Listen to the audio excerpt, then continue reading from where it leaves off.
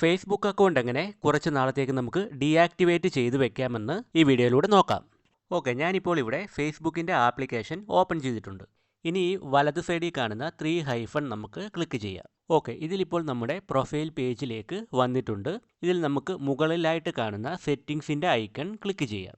Okay, ഇവിടെ ഇപ്പോൾ settings and privacy എന്ന ഓപ്ഷനിലേക്കാണ് വന്നിരിക്കുന്നത്.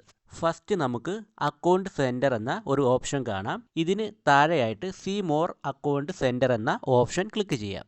ഇതിൽ നമുക്ക് കുറേയധികം ഓപ്ഷൻസ് കാണാൻ സാധിക്കും.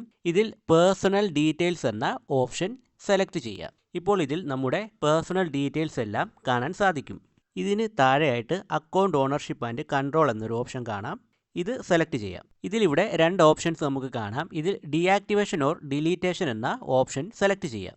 ഓക്കെ, ഇതിൽ നമ്മുടെ ഫേസ്ബുക്ക് അക്കൗണ്ട് സെലക്ട് ചെയ്ത് കൊടുക്കാം. അടുത്ത പേജ് നമുക്ക് ഫസ്റ്റ് തന്നെ കാണാം ഡീആക്ടിവേറ്റ് അക്കൗണ്ട് എന്ന്. Deactivating your account is temporary ആയിട്ട് ഡീആക്ടിവേറ്റ് ചെയ്യാനായിട്ട് ഈ ഓപ്ഷൻ സെലക്ട് ചെയ്യാം.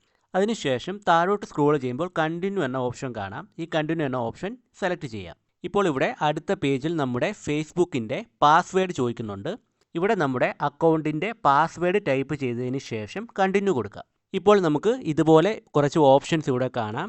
This is temporary, I will back, my account was hacked, I don't feel safe on Facebook. ഇങ്ങനെ ഏതാണോ നമ്മുടെ കാരണമെന്ന് നമുക്കിവിടെ സെലക്ട് ചെയ്ത് കൊടുക്കാവുന്നതാണ്. അപ്പോൾ ഇതിലേതെങ്കിലും ഒരെണ്ണം സെലക്ട് ചെയ്തതിന് ശേഷം താഴോട്ട് സ്ക്രോൾ ചെയ്ത് കണ്ടിന്യൂ കൊടുക്കാം.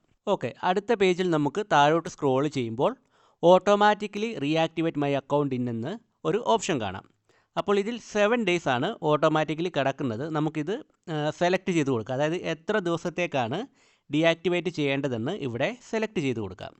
ഈ 7 days എന്നുള്ളതിൽ ക്ലിക്ക് ചെയ്യുമ്പോൾ നമുക്കിവിടെ ഡേയ്സ് സെറ്റ് ചെയ്യാവുന്നതാണ്. 1 day, 2 days, 3 days, 4 days, അങ്ങനെ എത്ര ദിവസത്തേക്കാണോ വേണ്ടത് അത് ഇവിടെ സെറ്റ് ചെയ്ത് കൊടുക്കാം. അതിനുശേഷം ഡൺ ക്ലിക്ക് ചെയ്യാം.